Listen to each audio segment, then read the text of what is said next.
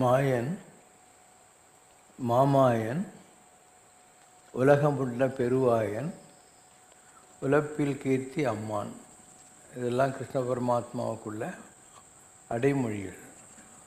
மாயன்னா the Lord of all டெலியூஷன்ஸ்னு அர்த்தம்.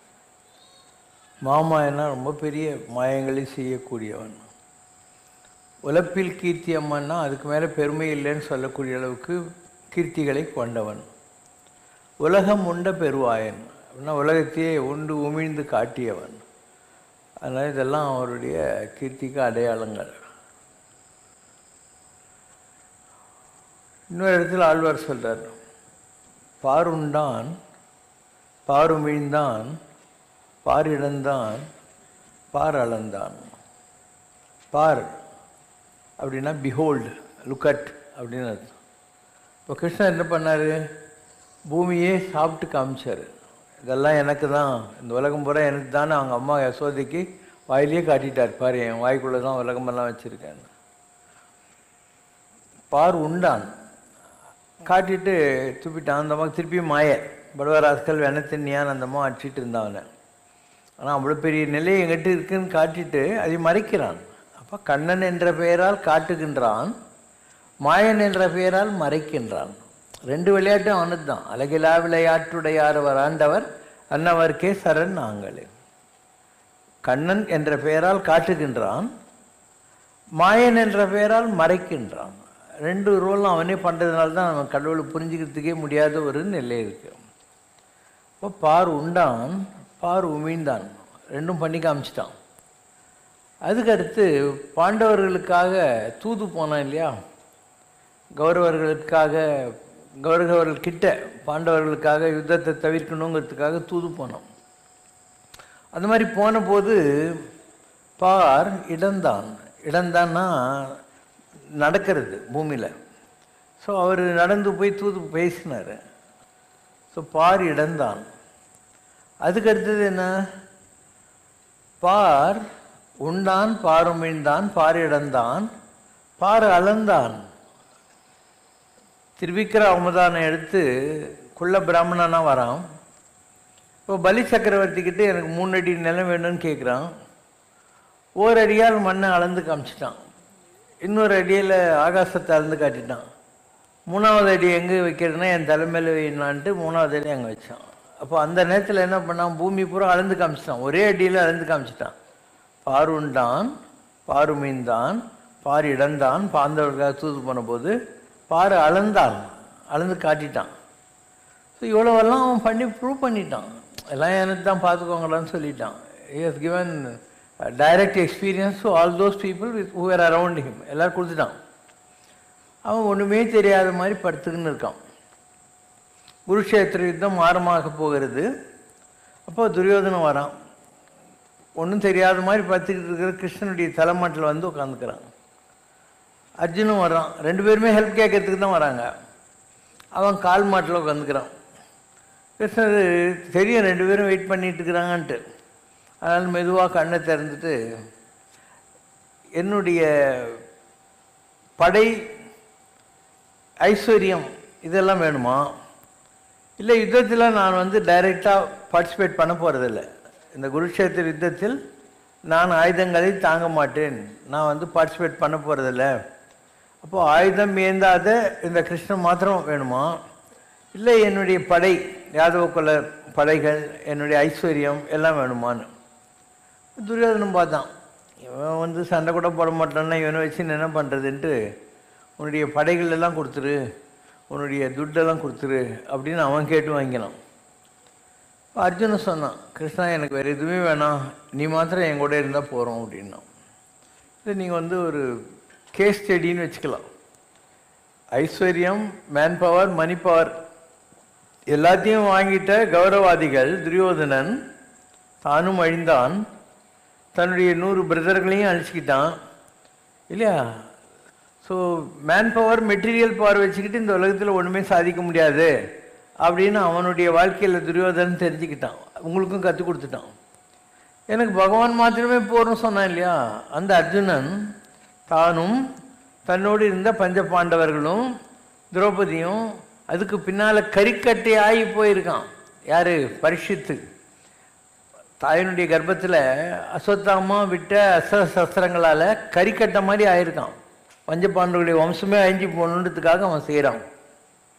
அவனை உயிர் மீட்டு கொடுக்குறாரு. அப்போது ஆஃப்டர் தி பஞ்சபாண்டவா டைனாஸ்டி இந்தியாவினுடைய வரலாறு எங்கே ஆரம்பிக்குது? கலியுகம். துவாபரயுகம் முடிஞ்சு கலியுகம் எங்கே ஆரம்பிக்கிறது? கிருஷ்ணர் காப்பாற்றி கொடுத்த பரீட்சத்திலிருந்து ஆரம்பிக்குது. அதுக்கப்புறம் அவனுடைய மகனான ஜனமேஜயன்கிட்ட இருந்து ஆரம்பிக்குது. ஸோ அவங்களெல்லாம் இவர் காப்பாற்றி கொடுத்தாரு. பஞ்ச பாண்டவர்களையும் காப்பாற்றி கொடுத்தாரு. அவங்க இன்னும் நம்ம வந்த வேலை ஆகிப்போச்சுன்னு சொல்லிட்டு பத்ரி நாராயணன் கோயிலிருந்து கிளம்பி அப்படியே வடக்கு நோக்கி போயிட்டே இருக்கிறாங்க. அதில் ஒவ்வொருத்தராக விழுந்து செத்துக்கிட்டே இருப்பாங்க. திரௌபதி, நகுலன், சகாதேவன், பீமன், அர்ஜுனன் எல்லாம். கடைசியில் தர்ம தேவதை நாயினுடைய வடிவத்திலும் இந்த யுதிஷ்டரன் மாத்திரம் கைலாசத்தினுடைய கேட்டுக்கு போய் சேர்றாங்க. அப்போ உள்ளேருந்து சொல்கிறாங்க, நாயை உள்ள விட முடியாது, உன்னை மாத்திரம் விட சொல்லியிருக்காங்கன்ட்டு. அவன் சொல்கிறான், என் மனைவி தம்பிங்க எல்லாருமே செத்துப்பட்டாங்க, இந்த நாய் மாத்திரம்தான் என் கூட வந்திருக்குது, இதை நீங்கள் விட்டுறதுன்னா நான் உள்ளே வரேன், இல்லைன்னா நானும் வெளியே இருக்கிறேன்றான்.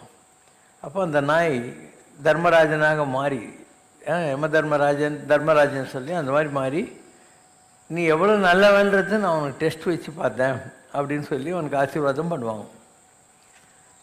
இதில் ஒரு பிரதர்ஸு, ஒய்ஃபு எல்லாருமே போயிட்டாங்க. ஆனால் அந்த நாய் மாத்திரம் ரொம்ப லாயலாக இருந்துச்சு. அதனால் அவர் என்ன சொல்கிறார், இந்த நாய் உள்ள விட்டாக்கா நான் வரேன் கைலாசத்துக்கு தான் இருப்பேன், இல்லைன்னா நான் வர்றதா இல்லை அப்படின்னு சொல்லிடுறாரு. அது மாதிரி இந்த கோகுலாஷ்டமி கொண்டாடுகிற போது நீங்கள் தெரிந்து கொள்ள வேண்டிய முதல் செய்தி இதுதான். கடவுளை நோக்கி அந்த யாத்திரையில் கடைசி வரைக்கும் தர்மபுத்திரன் கூட இந்த நாய் மாதிரி யார் நன்றியோட பயணப்படுகிறார்களோ அவர்கள் எல்லாருக்கும் நான் கூட வேணா சண்டை போட்டு நான் போகிற கைலாசத்துக்கு வயின்றது எங்கேயோ கூட்டின்னு போடுவேன். இது கோகுலாஷ்டமியில் சிவசங்கர் பாபாவுடைய ஒரு மெசேஜ். ரெண்டாவது, மணி பவர், மெட்டீரியல் பவர் இதெல்லாம் வேணும்னு கேட்டு போன துரியோதனன் அவனும் அழிஞ்சி அவன் குலத்தையும் நாசம் பண்ணிட்டான். கிருஷ்ணன் மாத்திரம் போர்னு சொன்ன பஞ்சபாண்டவர்கள் அவங்கெல்லாம் உயிர்ந்தார்கள், அவங்க குலத்தையும் காப்பாற்றினாங்க. இது ரெண்டாவது. மூணாவது, அஸ்வத்தாம என்ன பண்ணுறான், பஞ்சபாண்டவர்களுடைய வம்சமெல்லாம் அதில் இருக்கிற குழந்தைங்க எல்லாம் நாசமாகணும்னு சொல்லி பிரம்மாஸ்திரத்தை ஏவிடும். அப்போ எல்லா குழந்தைகளும் அந்த பஞ்சபாண்டவர்கள் வம்சத்தில் இருக்கிற எல்லா குழந்தைகளும் செத்து போகுது. இப்போ கிருஷ்ண பரமாத்மா என்ன பண்ணுறான், வயிற்றுக்குள்ளே பிரம்மாஸ்திரத்தினால கறிக்கட்டு ஆகி போன அந்த பரீட்சத்துக்கு மாத்திரம் உயிரை கொடுத்து வெளியே எடுக்கிறான். பரீட்சத்து மாத்திரம்தான் தப்பிச்சான், எல்லா குழந்தைங்களும் செத்துச்சு. இந்த பரீட்சை சும்மா இருந்து தொலைக்கு வேணாம், அவன் காட்டுக்கு போகிறான். போகிற போது ஒரு முனிவர் தவம் பண்ணிட்டு உக்காந்துருக்காரு. நான் இந்த நாட்டுக்கே ராஜா, என்னை கவனிக்கவே இல்லையேன்னு சொல்லி அங்கேருந்து ஒரு பாம்பை எடுத்து அவர் கழுத்தில், அவர் தவத்தில் இருக்கிறார், அவர் கழுத்தில் போட்டு அவன் மாட்டி போட்டான். அவருக்கு ரொம்ப கோபம் வருது. ஆனால் அவர் சாமி, ஆனால் அவருடைய மகன் இருக்கான் இல்லையா, அவனுக்கு பயங்கர கோபம் வந்துடுது. அதனால் அவன் சாபம் விட்டுறான், பாம்பு கட்சி சாவட்டும் பரீட்சித்து ராஜா அப்படிங்கிற மாதிரி எங்கள் அப்பாவை. அப்போ தலைகீழ நின்று பார்க்குறாங்க, ஒன்றும் அவன் பரீட்சத்தை காப்பாற்ற முடியல. அப்போ அவருடைய சுகபிரம்ம ரிஷி வர்றார்.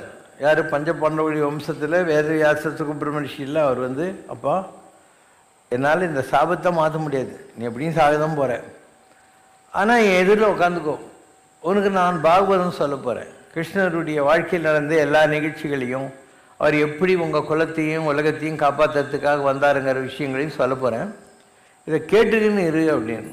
இப்படியே அவர் ஃபுல் பாகவதம் கேட்குறான். அவன் சுகபிரம்ம ரிஷி சொல்ல இவன் கேட்டுனே இருக்கான். அவர் சொல்கிறாரு, நான் பாகவதம் சொல்லி முடிச்சிட்டேன், உன்னை தீண்டுறதுக்காக அந்த பாம்பு காத்துன்னு இருக்கு, தட்சக பாம்பு காத்துன்னு இருக்கு, நான் பெரிய மனுஷன், நான் இருக்கிற வரைக்கும் அந்த பாம்பு உன்னை கடிக்கிறதுக்கு வர்றதுக்கு பயப்படும், அதனால் நான் கிளம்புறேன், அந்த பாம்பு வரும் சும்மா அவனை தொடும், உனக்கு இப்பயே நான் ஆத்மமுக்தி கொடுக்குறேன். அந்த தலையில் கை வச்சார். அவருடைய உடம்புல இருந்த ஜோதி மேலே போயிடுச்சு, வெறும் உடம்பு உட்காந்து இருக்குது. சாபம் பலிக்கணும் இல்லை, அதனால் அந்த பாம்பு சும்மா வந்து இப்படி தொட்டுறது அவ்வளோதான். இதுதான் பரீட்சித் ராஜனுக்கு நிகழ்ந்த பரிதாபமான சாவு. இது அவன் மகங்கிறான் இல்லையா, அவனுக்கு தெரிஞ்சு போகுது இந்த மாதிரி ஆகிப்போச்சு, இந்த உலகத்தில் இனிமேல் ஒரு பாம்பை கூட விடமாட்டேன் அப்படின்னு ஒரு பெரிய யாகம் பண்ணுறான். சர்ப்ப யாகம், ஜனமேஜயன் பேர். அவன் பெரிய யாகம் செய்கிறான். அந்த யாகத்தோட பவரில் எல்லா பாம்புகளும் பொத்து பொத்து பொத்து பொத்துன்னு வந்து விழுது. அதில் அந்த பாம்பு யாகம் பண்ணாங்க இல்லையா, அது எல்லாம் வந்து விழுது. இந்த கடித்த தட்சக பாம்பு இருக்கு இல்லையா, அது இந்திரனுடைய சிம்மாசனத்துக்கிட்ட போய் சுற்றிக்குது, என்னை காப்பாற்றுன்னு சொல்லிட்டு. அவனுடைய சிம்மாசனமே எழும்புது இந்த யாகத்தோட மந்திரங்களோட பவரில். இந்திரனாப்பா நான் காப்பாற்றிக்கணும், அவன் சிம்மாசனத்துக்கு குச்சிடுவான். அந்த அளவுக்கு ஒரு அற்புதமான யாகத்தை இவன் செஞ்சான். எல்லா பாம்பும் ஆயிடுச்சு. ஸோ ஒரு பாம்பு 2 பாம்பு அடித்தாவே நாகதோஷம் வந்துடும். இவன் இவ்வளோ பாம்பை கொலை பண்ணியிருக்கான். அப்போ என்ன ஆகுது, அவனுக்கு நாகதோஷம் வந்துடுது ஜனமேஜயனுக்கு. உடம்பு பூரா சோரியாசிஸ்ன்னு சொல்லுவாங்க. இந்த தோலெல்லாம் பிஞ்சு வந்துட்டு உள்ளகிற அந்த ரெட் ஸ்கின் தான் தெரியும். காற்று பட்டா எரியும், வெயில் பட்டா எரியும். அந்த மாதிரி ரொம்ப மோசமான ஒரு நிலை. அப்படி ஒன்றுமே பண்ண முடியாது, அவ்வளோ மோசமான சோரியாசிஸ் அவனுக்கு. ஏன்னா நாகதோஷம் வந்துடுச்சு. அப்போ அவனால் தாங்க முடியல. அப்போது அவனுடைய குரு சொல்கிறாரு, வேறு வழி இல்லைப்பா, உங்கள் குலத்தையெல்லாம் காப்பாற்றிக்கிட்டு இருந்த கிருஷ்ண பரமாத்மா இப்போ குருவாயூரில் இருக்கார். நீ குருவாயூருக்கு போய் தங்கி அவர்கிட்ட மன்றாடு, அவர் தான் உன்னை நல்லா பண்ண முடியும் அப்படின்னு சொல்லிட்டு. ஸோ வேறு வழி இல்லாமல் அவன் குருவாயூருக்கு வர்றான். ஜனமேஜயன் அந்த இடத்துல இருக்கான். அண்ட் இவருடைய குல தெய்வமாகிய கிருஷ்ணன் அந்த இடத்துல குருவாயூர் கிருஷ்ணனாக இருந்து இவனுக்கு அந்த சொரியாசிஸ்லேருந்து விடுதலை கொடுக்குறான். அதுக்கப்புறம் தான் இந்த பரத வருஷ பரத கண்டே இந்த கலியுகமெல்லாம் வந்து கண்டினியூ ஆகுது. ஜனமேஜயன் இந்த சாப மோச்சனம் பெற்ற பின்னால் தான் இதெல்லாம் ஆகுது. அப்போ கிருஷ்ணரை நம்பின்னு இருந்த ஒரே காரணத்தினால அவர் கஷ்டப்பட்டு பரிட்சத்தை காப்பாற்றுறாரு. ஆனாலே அவனுடைய கெட்ட நேரம், அவன் வந்து முனிவருடைய கழுத்தில் பாம்பை தூக்கி போட்டு சாபத்தை வாங்கிட்டு அவன் வந்து தட்சக பாம்பு தீண்டி தான் ஆகணுன்ற மாதிரி செத்து போகிறான். ஜனமேஜயன் அதாவது 7 ஜென்மத்துக்கு இந்த கர்மா தொடரணுன்றாங்க இல்லையா, அதுக்கு இதுவே ஒரு உதாரணம். அதுக்கப்புறம் நான் சொன்ன மாதிரி பரிட்சித்து ஜனமேஜயனுக்கும் பாம்பு தோஷம் வந்து கிருஷ்ணர் தான் அவனை காப்பாற்றி அந்த வியாதியிலேருந்து இதெல்லாம் பண்ணது. அந்த அளவுக்கு கிருஷ்ண பரமாத்மா ஏதோ ஒரு வகையில் தன்னை நம்பியவர்களை ரட்சித்தான் என்பது பெரிய விஷயம். அதனால் அவன் வந்து பாரிழந்தான் பான் விழுந்தான் எல்லாம் கரெக்டு தான். அதை விட முக்கியம், சரணமானால் தந்தால் அடைந்தார்க்கெல்லாம் மரணமானால் வைகுந்தம் அளிக்கும் பிரான் உளனாகவே இல்லாதது என் அப்படின்னு ஆழ்வார் பண்ணாராம். வாழ்கிற காலத்தில் அவனுடைய பாதத்தை பிடிச்சிக்கிட்டா செத்த பின்னால் மரணமானால் வைகுந்தத்தில் அவர் இடம் அலாட் பண்ணி வச்சுருப்பாராம். வந்துருப்பா, நீ என்னை நம்பனில்லை, நான் பார்த்துக்கிறேன்ற மாதிரி. ஸோ இல்லாதது எனக்கு என்ன குறை இருக்குது உலகத்தில் அப்படின்னு சொல்லிட்டு. ஸோ அதுதான் இன்றைய அளவுக்கு நடந்து கொண்டிருக்கிறது. கிருஷ்ணர்ன்றது உலகத்தில் பிறந்த ஆள் தான், நான் இல்லைன்னு சொல்லலை. ஆனால் அதோடு நிற்கிறது இல்லை. உலகுயிர் திரளலாம் ஒளி நெறி பெற்றிட. இந்த உலகத்தில் இருக்கிற எல்லாரும் ஜோதியை ஆயே தீரணும். அதுதான் அல்டிமேட் வைண்டிங் அப் பண்ணுறது. Ultimately will become a light. ஒளி நெறி பெற்றிட என்ற வார்த்தையை வள்ளலார் யூஸ் பண்ணுறார். இப்போ கிருஷ்ணர் தான் வந்தார். எதுக்கு வந்தார்? மண்ணின் பூபாரம் குறைப்பதற்காய் வடமதுரை தான் பிறந்தான். உலகத்தில் அவருடைய போர்ட்ஃபோலியோ மேனேஜ்மெண்ட் என்னென்னா, உலகத்தில் ஜனத்தொகை ஜாஸ்தி ஆகி போயிருந்தது. அப்போ ஸோ உலகத்தை அழிக்கிறதுக்காக தான் அவருடைய மேனேஜ்மெண்ட் அதுக்காக தான் வந்ததே. அதை அவர் ஜாலியாக பண்ணார், அவ்வளோதான். அவர் வந்ததே யுகத்தை அழிக்கிறதுக்கு தான். ஒரே நிமிஷம் அழிச்சிட்டு போயிருக்கலாம். அது அழகிலா விளையாட்டுடைய யாரவர்ன்ற மாதிரி அது ஜாலியாக பண்ணிகிட்டே இருந்தார். ஒவ்வொருத்தரையும் அவர் கொல்ற விதமெல்லாம் பார்த்தா ஒவ்வொருத்தரும் ஒரு மாதிரி இருக்கும். நீங்கள்லாம் வந்து ஒரு திருட்டு பயலேன்னு ஒரு சினிமா பார்த்துருப்பீங்க, சசி கணேசன். அதில் இந்த ஹீரோ என்ன பண்ணுவான், ஜீவன் நினைக்கிறேன், அவன் வில்லன் இவனை அழிக்கிறதுக்காக பெரிய ரவுட்டிங்கெல்லாம் எங்கேஜ் பண்ணியிருப்பான். அப்போ இவன் ஓடிக்கினே இருப்பான். அந்த குண்டாக்கிறவனுங்கெல்லாம் ஓடிக்கினே இருப்பானுங்க. அவங்கெல்லாம் மூச்சு வாங்கி தொப்புன்னு விழுந்துருவாங்க. அப்போ இவன் ஏதோ ஒரு பேட்டு மாதிரி இருக்கிறத எடுத்து எல்லாரையும் அடிச்சிக்கினே வருவான் இல்லையா. அந்த மாதிரி அதே டெக்னிக் தான். கிருஷ்ண பரமாத்மா என்ன பண்ணார், ஒரு கிரேக்கை யவனன்னா கூட்டின்னு வந்துட்டான் இவர் அழிக்கிறதுக்காக. யவனன்னா கிரீக். இவர் போக்கு காட்டி ஓடினேங்கிறாரு. அவன் தொத்தின்னு வரான். சிட்டுப்பயிரை சின்ன ஞாபகம் வந்தால் தான் உனக்கு புரியும். ஏன்னா நம்ம ஆளும் சிட்டுப்பயிர்தான். அங்கே முசுகுந்த சக்கரவர்த்தின்னு ஒருத்தன் தேவாசுர யுத்தத்தில் ரொம்ப தேவர்கள் சைடு எடுத்து அவங்களுக்கெல்லாம் ஓய்ச்சிட்டு டயர்டாகிட்டு என்னை யாரும் எழுப்பக்கூடாது அப்படின்னு தூங்க போட்டான். அவன் தூங்கின்னு இருக்கிற குகைக்குள்ள கிருஷ்ணர் போக்கு காட்டி இப்படி போயிட்டாரு. இவன் ஓடி போயிட்டு எலியாண்டு இருக்கிறார், தெரியாமல் அவர் எழுப்புறான். அவர் எந்திரிக்கிறாரு, அப்படியே பஸ்மமாக போயிட்டான். அப்போ கொலை பண்ணுறதுல கூட பாரு என்ன மாதிரி டெக்னிக்கெல்லாம் வச்சுன்னுக்கிறாரு இவர் இல்லையா. அலட்டிக்காத கொலை பண்ணுவார். வில்லனில் 2 வில்லன். ஒருத்தன் அந்த காலத்து பிஎஸ் வீரப்பா, எம்என் நம்பியார்லாம் மகாதேவி இணங்கி விடு அப்படின்னும். அதெல்லாம் அந்த காலத்து ஆளுங்க. இந்த காலத்து வில்லன் பிரகாஷ்ராஜ் செல்லமே அப்படின்னு. ஸோ கிருஷ்ண பரமாத்மா பிரகாஷ்ராஜ் மாதிரி அவர் வில்லன் தான், வேண்டாதவர்களுக்கு வில்லன். ஆனால் அதை கூலாக பண்ணுவார். அவர் பண்ணுறது எல்லாமே தமாஷா தான் இருக்கும். இப்போ தொடையை பிளந்துயிர் மாய்ப்பேன் அப்படின்னு சொல்லிட்டு பீமன் சபதம் பண்ணிட்டான். கடைசியில் யுத்தத்தில் எல்லாம் தோற்று போய் துரியோதனம் ஒரு குளத்துக்குள்ளே போய் ஒளிஞ்சின்னு இருக்கிறான். இவன் அவனை சண்டை கூப்பிட்றான். என்ன சண்டை போட்டாலும் அவனும் ஈக்குவல் தானே, ஒன்றும் பண்ண முடியல. அப்போ கிருஷ்ணன் துரியோதனங்கிட்ட இப்படின்றாரு. அப்போ பரசுராமர் கோவம் வருது, தொடையில் அடிக்கக்கூடாது சத்திரிய யுத்தத்தில், எப்படி பண்ணலான்ட்டு. அப்போ அவன் சபதம் எடுத்திருக்கான்ல தொடையை வச்சு உடைக்க போகிறேன்னு சொல்லிட்டு திரௌபதிக்கு அந்த கர்வபங்கமனிக இந்த நேரத்தில். அதனால் அவனை அப்படி கொள்றாரு. ஜெயத்ரதன் ஒருத்தன், அவன் சூரிய அஸ்தமனத்துக்குள்ளே கொல்றேன் அப்படின்னு அபிமன்யுடைய சாவுக்கு பழி வாங்கிறதுக்காக அர்ஜுனன் சபதம் பண்ணிடுறான். உடனே அவங்க எல்லாம் பண்ணுறாங்க, சூரிய அஸ்தமனத்துக்குள்ளே நம்ம எப்படியும் அவனை காப்பாற்றிடலாம், இப்போ அர்ஜுனன் செத்து விடுவான் அப்படின்னு ஒரு மலை குகைக்குள்ளே அவனை ஒழிச்சு வச்சுட்டு ஜெயத்ரதனை இவங்கெல்லாம் அப்படியே காவல் காத்துன்னு இருக்காங்க துரியோதனாதிகள்லாம். கிருஷ்ணர் பார்க்குறாருன்னா அஸ்தமனத்துக்கு கொஞ்சம் நேரம் தாங்குது, அர்ஜுனன் செத்து விடுவான், நெருப்பு வந்து என்ன பண்ணுறதுன்னு சொல்லிட்டு தன்னுடைய சக்கராயுதத்தை அப்படியே ஏவுறாரு. சூரியனை டெம்பரரியாக மறைச்ச உடனே அவங்கெல்லாம் ஆஹா ஆஹா அஸ்தமனம் ஆகிப்போச்சின்னு ஓய்ஞ்சான் அர்ஜுனன்ட்டு வெளியே வர்றாங்க. அர்ஜுனன்கிட்ட முதல்ல சொல்லி வச்சுக்கிறாரு. அவன் தலை தெரிஞ்ச உடனே அம்பு விட்டு அவனை கொண்டு போடுறான். இப்படி விதவிதமான டெக்னிக்கெல்லாம் பண்ணியிருப்பார் அவர். அவர் மாத்திரம் இல்லைன்னா அந்த யுத்தமே கிடையாது. சரி, இவ்வளோலாம் செஞ்சார் கிருஷ்ணர். அந்த படுவாவே அர்ஜுனனுக்கு கொஞ்சமாவது நன்றி இருந்துச்சான்னா அதுவும் இல்லை. அதாவது இவர் தான் அந்த குலத்தையே காப்பாற்றினவர். கடைசியில் யுத்தமெல்லாம் முடிஞ்சு போது கிருஷ்ணன் சொல்கிறார், அர்ஜுனா குச்சிருப்பான்னு. இவன் சொல்கிறான், இல்லை நீ தேரோட்டி, காரியம் ஆயிடுச்சு இல்லை, நீ தேரோட்டி, நான் தான் எஜமானன், நீ முதல்ல குதிக்கணும் அப்புறம் தான் நான் குதிக்கணும், இதுதான் லட்சணம் அப்படின்ட்டான். கிருஷ்ணர் கெஞ்சாத குறைய சொல்கிறாரு, தயவு செஞ்சு குதிரா அப்படின்ட்டான். வேண்டாம் விருப்ப குதிக்கிறான். அவன் கொடி மேலே இந்த ஆஞ்சநேயர் விலகிறாரு. கிருஷ்ணர் அதுக்கப்புறம் குதிக்கிறாரு. தேர் அப்படியே பற்றி எரியுது. கிருஷ்ணர் சொல்கிறார், எதிரில் இருந்த பீஷ்மரும் துரோணரும் அஸ்வத்தாமனும் கர்ணனும் எல்லாரும் விட்ட அம்புங்களில் என்னைக்கோ இந்த தேர் எரிஞ்சு போயிருக்கண்டா, நீயும் பஸ்மமாக இருப்ப, நான் இதில் இருக்கிற வரைக்கும் இந்த தேர் எரியாது, அதனால் உன்னை முதல்ல குதிக்க சொன்னேன், நீ சொன்ன மாதிரி நான் குச்சிருந்தா நீ தேரோடு எரிஞ்சு போயிருப்படா பாவினார் அவர். ஸோ இவ்வளோலாம் செய்து காட்டிய ஒரு பரமாத்மாவிடத்தில் அர்ஜுனுக்கு இந்த மரியாதை இவ்வளோதான். அதுக்காக தான் இந்த பாயிண்ட்டை சொல்லின்னு நான் ஜனங்களுக்கு ஒன்றும் தெரியாது. அவங்க என்ன நினச்சின்னுக்கிறாங்க, ஏதோ எது நடக்குதோ அதெல்லாம் அவங்களுடைய அறிவு திறமை உழைப்பு அப்படின்னு நினச்சிக்கிறாங்க. எல்லாம் அந்த கிருஷ்ணன் தான் பண்ணி கொடுத்தா அவங்க வாழ்க்கையிலங்கிறதே அவங்களுக்கு தெரியறதே கிடையாது. இதுதான் ரொம்ப பெரிய ப்ராப்ளம் உலகத்தில். ஒரு ஃபிசிக்கல் பாடியில் கிருஷ்ணன் தன்னுடைய யுக காரியத்தெல்லாம் முடிச்சிட்டாரு.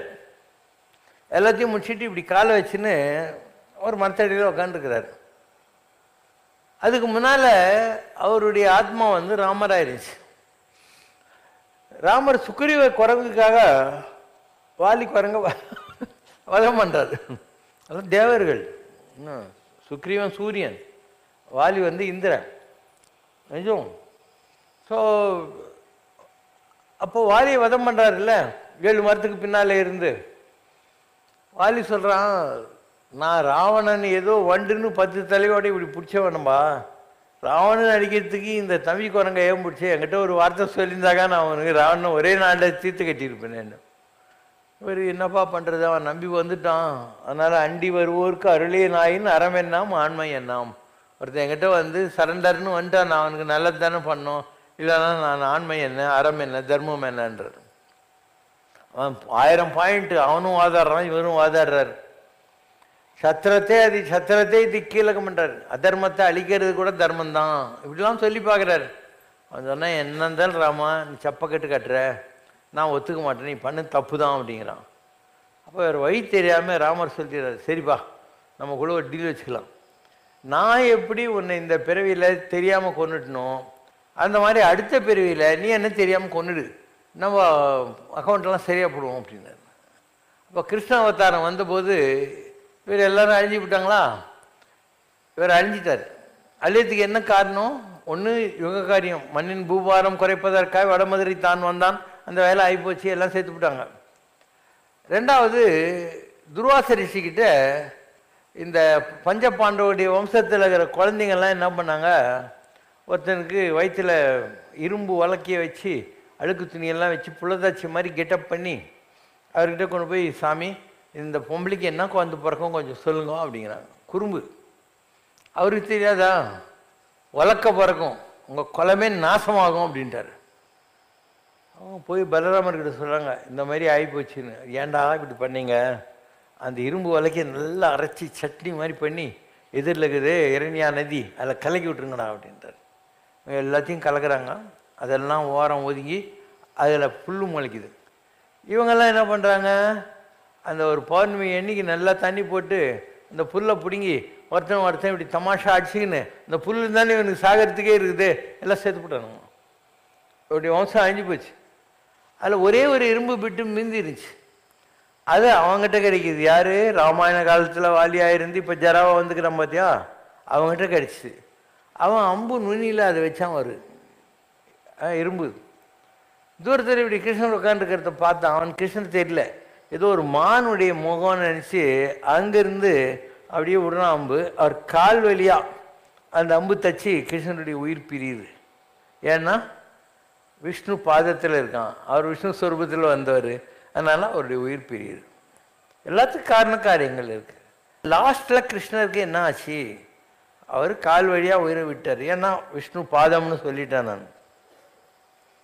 அதுக்கப்புறம் அவர் செய்த தவத்துக்கு அவர் இந்த மண்ணின் பூபாரத்தை குறைப்பதற்காக அந்த வேலையை ரொம்ப எஃபிஷியண்ட்டாக பண்ணிட்டு போனதுக்காகவும் அவருடைய அறிவு கூர்மை எல்லாத்தையும் மெச்சி அவர் என்ன பண்ணிட்டாங்கன்னா இந்த இடத்துல வச்சுட்டாங்க. கிருஷ்ணர் இன்னைக்கு கேலண்டரில் ஸ்டாச்சுலெல்லாம் தேடவே வேண்டியதில்லை, உங்கள்கிட்ட இருக்கிறாரு, இந்த இடத்துல இருக்கிறார்.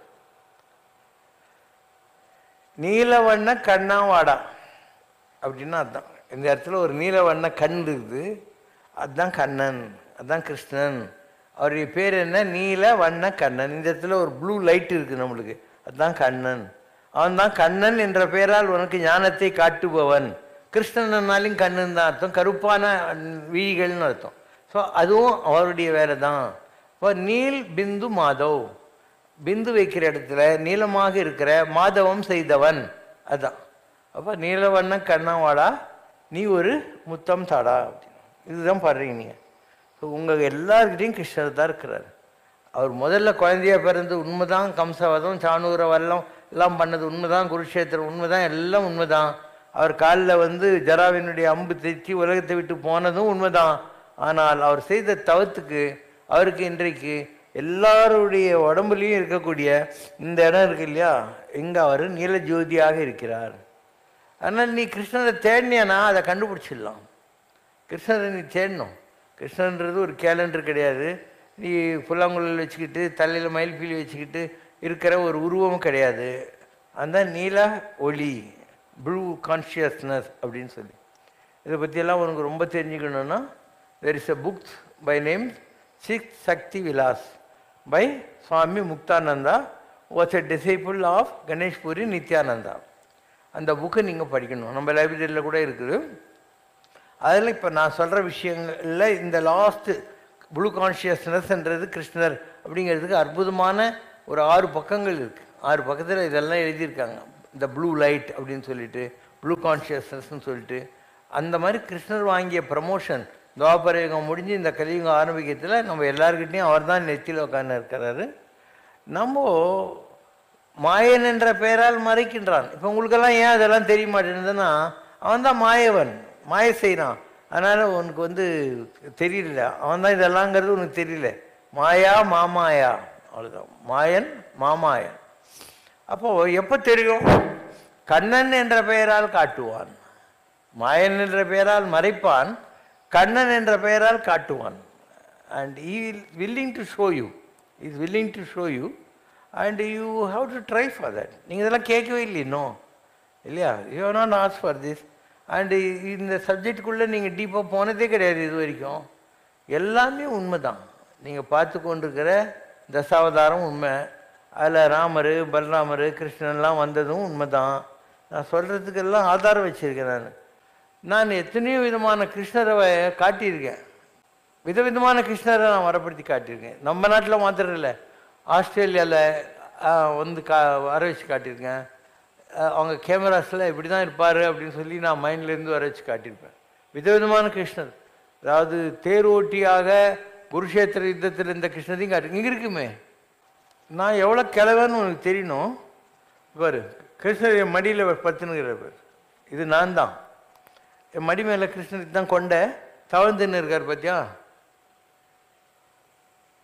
இப்படி எத்தனை விதமான கிருஷ்ணர் வேணும். இது தவழ்கிற கிருஷ்ணர், இது கற்பூர ஜோதியில் கிருஷ்ணர், இதெல்லாம் அங்கே இருக்குது பாருங்க. இது ராதே கிருஷ்ணா,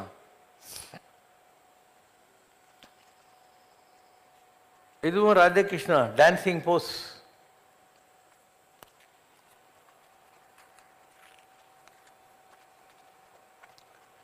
காளிங்க நர்த்தன கிருஷ்ணர்,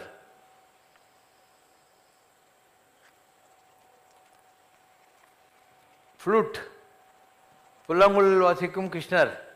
அதுக்கு பக்கத்தில் நான் உட்காந்து இருக்கேன், என் பக்கத்தில் ஒருத்தர் நிற்கிறார் இருப்பார், அவர் தான் கிருஷ்ணர். நான் இப்படி உட்காந்துருக்கேன், என் பக்கத்தில் இருக்கார். அவர் ஆகாசத்துலேருந்து வர்றபோது அவர் அந்த ஒரு ஒளியில் பிடிச்சி வச்சுருக்காங்க, ஏன்னா அவர் திருப்பி மேலே போகணும். அதுதான் இது. ஒளி உடம்போடு எனக்கு பக்கத்தில் நிற்கிற கிருஷ்ணர், இதுதான் கீதோபதேசம்.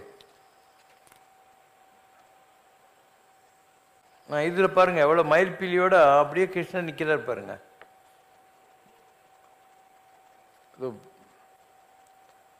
இப்படி விதவிதமாக கிருஷ்ணரை காட்டியிருக்கேன், நிறைய இருக்குது, பார்த்துக்கோங்க.